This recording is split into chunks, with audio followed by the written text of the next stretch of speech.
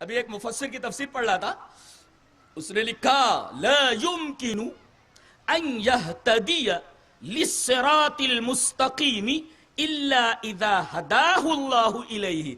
یہ صراط مستقیم کی ہدایت ایک ایسی چیز ہے کہ آدمی اس ہدایت کو حاصل کر ہی نہیں سکتا جب تک کہ اللہ اسے دے نہ، تو جب تک مانگو گے نہیں تب تک ملنے والی نہیں ہے۔ یہ اتنی اہم چیز ہے، یہ مانگو، اہدے، اے اللہ ہمیں ہدایت دے، مانگو تو ملے گی۔ یہاں تک کہ نبی کے اختیار میں بھی نہیں ہے کہ یہ نعمت دے سکے کسی کو، جب تک اللہ نہ چاہے نبی بھی نہیں دے سکتا۔ ارے کسی کو نہیں، جس سے محبت کرے نبی اس کو بھی نہیں دے سکتا۔ دلیل یہ حدیث پاک۔ وعن ابی ہریرہ رضی اللہ تعالی عنہ قال قال رسول اللہ صلی اللہ علیہ وسلم لعمه قل لا الہ الا اللہ اشہد لک بها یوم القیامہ قال لولا ان تعیرنی قریش یقولون انما حمله على ذلك الجزع لاقررت عینک فانزل اللہ تعالی انک لا تهدی من احببت ولکن اللہ یهدی من یشاء۔ رواہ مسلم فی کتاب الایمان۔ حضرت امام مسلم اس حدیث پاک کو ایسے کتاب الایمان کے اندر لائے۔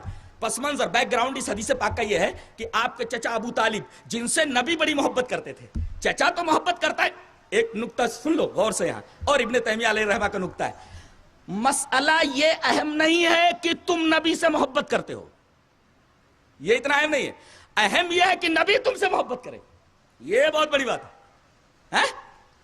مسئلہ یہ نہیں، بہت سارے لوگ کہتے ہیں ہم کو نبی سے محبت ہے، مسئلہ یہ اہم نہیں ہے کہ تم کو نبی سے محبت ہے، مسئلہ اس سے زیادہ اہم ہے کہ نبی تم سے محبت کرے۔ اور ابو طالب سے نبی کو محبت تھی، یہ نص صریح سے ثابت ہے، انک لا تہدی من احببت، جس سے آپ محبت کرے۔ پتہ یہ چلا کہ نبی کو اپنے چچا ابو طالب سے محبت تھی، اس کے باوجود کیا ہوا؟ یہ حدیث میں نے پوری پڑھی۔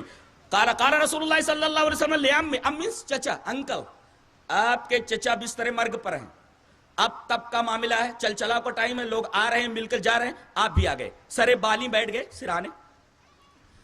کہا کہ چچا ایک بات بولنی ہے۔ کہا کہ بولو میرے بچے۔ کہا کہ قل لا الہ الا اللہ، آپ لا الہ الا اللہ بول دیجئے۔ کہا کہ میرے بچے اس کا فائدہ؟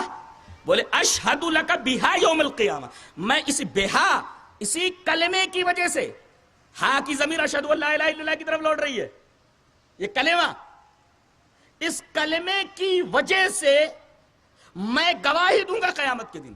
یہاں ایک نقطہ یہ ملا کہ کوئی یہ کہے کہ بھئی میں ایمان جنت میں جانے کے لیے کیا چیز ضروری ہے؟ بعد میں بات کر لو بھائی، ڈسٹرب مت کرو بھائی مجھے۔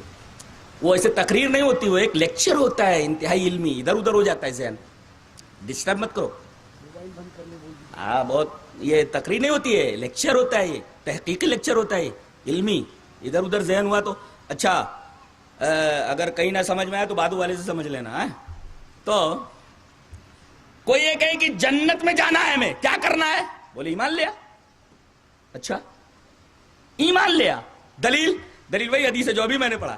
ان ابی ہریرہ رضی اللہ تعالیٰ عنہ قال قال رسول اللہ صلی اللہ علیہ وسلم لا تدخلوا الجنۃ حتى تؤمنوا، حدیث پڑھی گئی، تم لوگ جنت میں داخل نہیں ہو سکتے جب تک کہ ایمان والے نہ ہو جاؤ۔ اچھا ٹھیک ہے، اب دوسرا سوال، مولانا یہ بتائیے، آپ نے تو بتا دیا کہ ایمان لانے کے بعد ہی آدمی جنت میں داخل ہو سکتا، اب یہ بتائیے کہ ایمان کیسے لائیں؟ اس حدیث میں بتایا گیا جو ابھی میں نے پڑھا کہ ایمان کیسے لایا جائے۔ قل لا الہ الا اللہ، ایمان آ گیا، قل لا الہ الا اللہ، آپ لا الہ الا اللہ بول دیجئے، آپ ایمان والے ہو گئے۔ کیوں؟ اشہد لک بہا یوم القیامہ، اب آپ کے پاس ایمان آ گیا، اس کی وجہ سے میں گواہی دوں گا قیامت کے دن آپ ایمان والے تھے جی، تو لا الہ الا اللہ بول دیجئے۔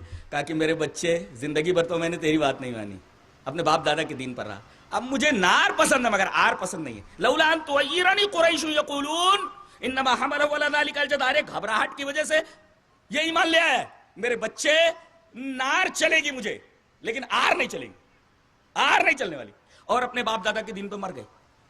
نبی اکرم صلی اللہ علیہ وسلم بڑے دل گرفتہ ہوئے، آپ کو بڑی تکلیف پہنچی، میرا چچا جس سے میں محبت کرتا تھا وہ اپنے باپ دادا کے دین پہ مر گیا، اور کہاں چلا گیا یہ دیکھو۔ اب نقطہ یہ مل جائے گا، ایمان نہیں ملا اس لیے کہ لا الہ الا اللہ نہیں پڑھا انہوں نے، تو کہاں چلے گئے؟ ایمان نہ ملا لا الہ الا اللہ نہ کہنے کی وجہ سے، کہاں چلے گئے؟ آئیے حدیث دیکھتے ہیں، اس کے بعد اس حدیث پر آتے ہیں. حدیث اس طرح.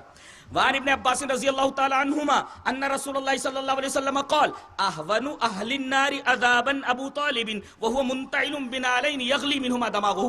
رواه مسلم فی کتاب الایمان. حضرت امام مسلم اس حدیث پاک کو ایسے کتاب الایمان کا دلائل ہے. راوی حضرت عبداللہ ابن عباس ہیں. حضرت عبداللہ ابن عباس فرماتے ہیں کہ رسول اللہ صلی اللہ علیہ وسلم نے ارشاد فرمایا کہ سب سے ہلکا عذاب ابو طالب کو دیا جائے گا جہنم میں.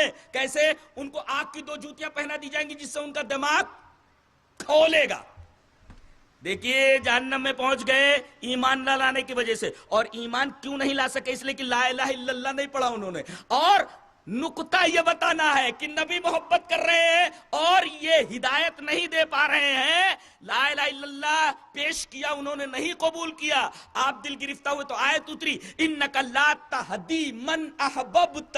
اے ہمارے حبیب آپ جس سے محبت کرے اس کو ہدایت نہیں دے سکتے. ولکن اللہ یہدی من یشاء. اللہ جسے چاہے اس کو ہدایت دیتا ہے. اللہ اکبر. دعویٰ ثابت ہوا کہ نبی کے بھی اختیار میں نہیں ہے کہ جس کو چاہے ہدایت دے دے. اس لیے کہ اللہ ہی جسے چاہے اس کو ہدایت دیتا ہے اور ہدایت مانگنے سے ملتی ہے. اہدنا اے اللہ ہمیں ہدایت دے مانگ. اس لیے کہ سب سے بڑی نعمت ہے. اس سے بڑی نعمت کوئی ہے ہی نہیں اور مانگنے سے ملتی ہے یہ نعمت. نبی بھی چاہے تو نہیں دے سکتا.